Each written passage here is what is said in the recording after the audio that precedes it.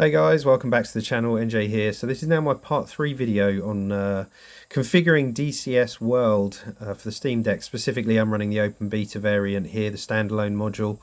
And in this video, we're going to look a little bit more at how to gain even more input control on something that on the on the outside you would look at this as a kind of a console style control setup and think this is just going to be impossible to do on the Steam Deck. But if you've seen my previous two videos, you know that in fact not only does it run fantastically, as you can see here, but it's very doable and very controllable if you take the time to set things up. But inevitably, as with especially with DCS, inputs is often the problem, and usually what leads you, if you've got a full PC sim rig set up like I have, to buy more expensive and more yeah, the expense of controls keep going up and up and up.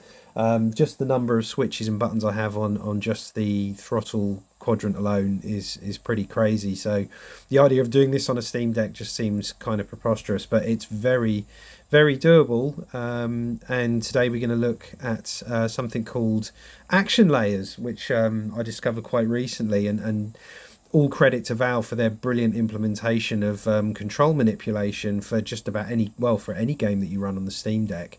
It works right into the hands of something like DCS, where you often need to start thinking about modifiers and how to, add layers to things so that you can get as much use out of the limited inputs you have. So if we go here to let's just jump to the cockpit. I've got an F5 here. Just briefly, if you haven't already seen the first two videos, it would help to go and see those first to see what I've done. But in terms of me being able to look around these back grip buttons, I have my my zoom here. If I capacitively touch here, then I have the ability to look around, which kind of emulates head tracking. So now I can look and zoom around the aircraft. I can look at instruments and dials. All works really wonderfully. Like I said, all of this stuff's been covered in my previous videos, so go and see that if you want to see how I've set this up and how I move around the cockpit doing stuff. I have a button here that allows me to then switch this to start flicking buttons like turning on the power in the aircraft, etc., etc. But today we're going to have a look at action sets. So what action sets does essentially is allow us to have a second layer of controls over the controls that we have, because obviously you've got these four buttons, you've got shoulders, you've got triggers, and you've got four back grips. Now the back grips are kind of the real I think they're one of the things that can be really useful in this situation. So on the Steam Deck you've got four, obviously. The two uppers I use as zoom out and zoom in, and I tend to not want those to do anything else, so that's a very intuitive thing for me when I'm looking around or looking behind the plane. I'm doing this all with a gyro at the minute, but I could easily do that by using it as a mouse as well, if I want to look around. But I don't want to change those zoom functions. I want those to stay as they are. However, the lower back grip buttons, I thought, well, I could do something more interesting with that. So what I have here is I've added a control set, an action layer. So what I've done, if I hit the Steam button on the left here and we go across and we look at the controller settings, we can do this right now. So let's go to edit layout, and you can see my back grip buttons, which are enabled here. I have these currently as keyboard shortcuts, so 7, 8, 9. So in DCS those will trigger those keyboard shortcuts which don't do anything in the F5, so I have them as spare keys that can then operate something else I want them to. In this case 7 and 8 are assigned to do the slow zoom in and out. However, what I've done, I've cleared up R5, which is the lower right trigger grip button behind the Steam Deck, which is about there.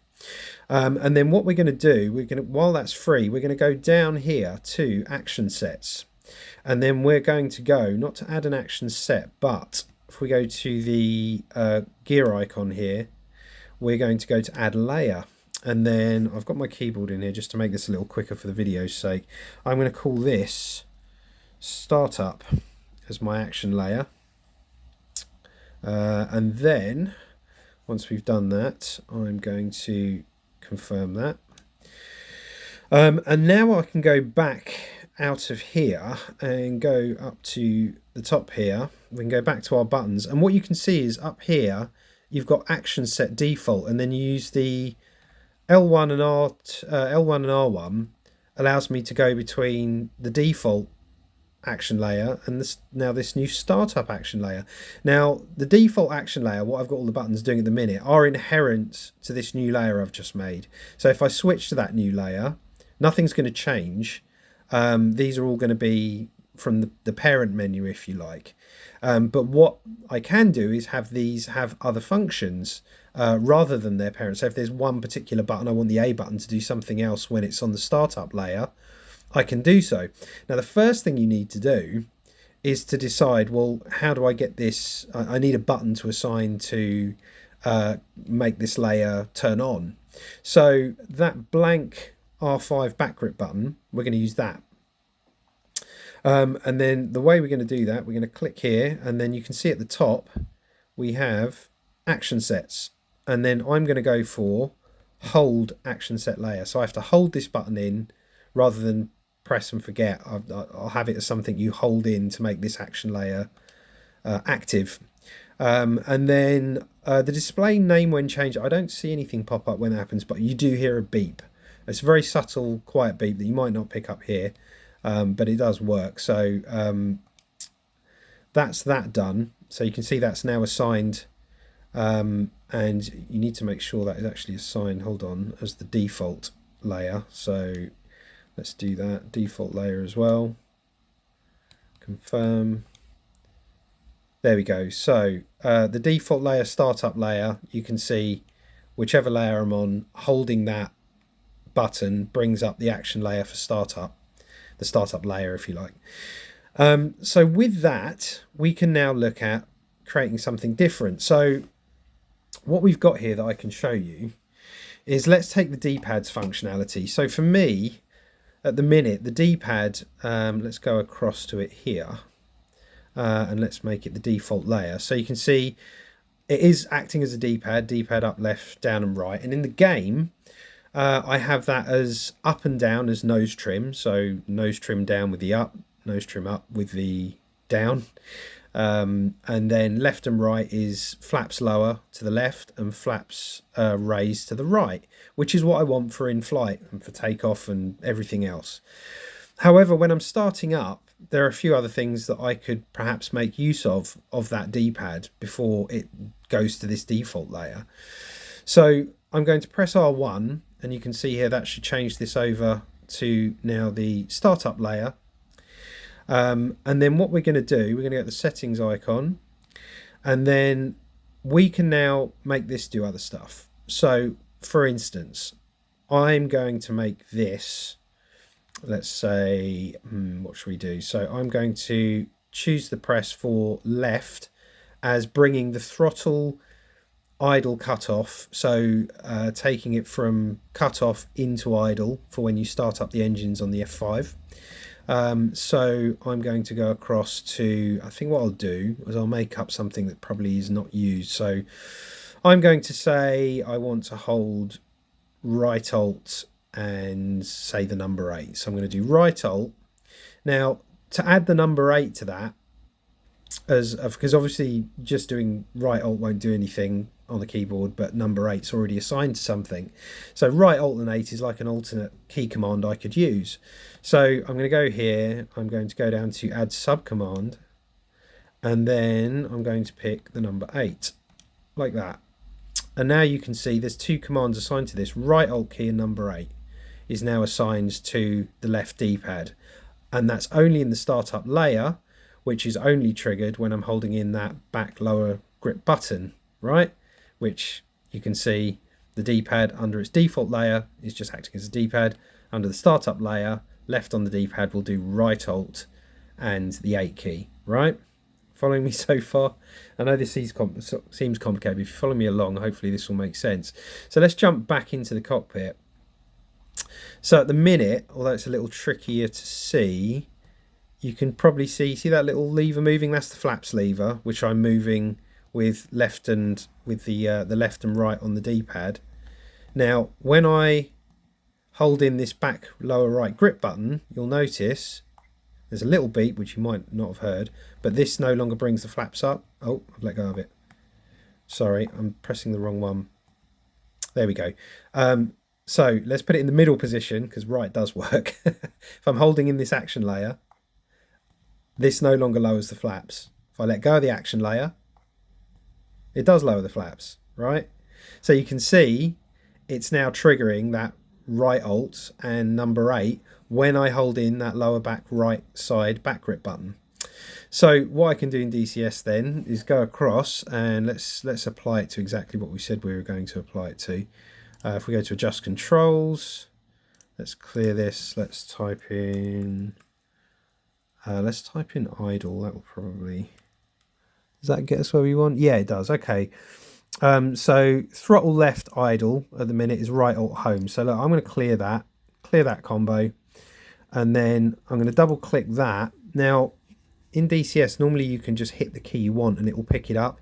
But unfortunately, I think when I do this, it picks up the modifier, which is right alt, but it hasn't picked up the number 8 that was pressed with it.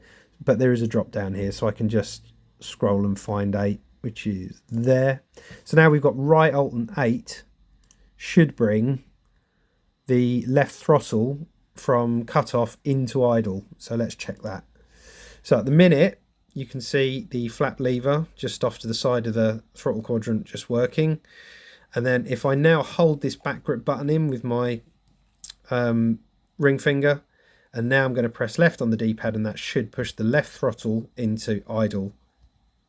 And there you go, it does. And then if I let go, it's now operating the flaps. So that is how I've managed to have like a startup layer, if you like, for when I'm starting this aircraft up.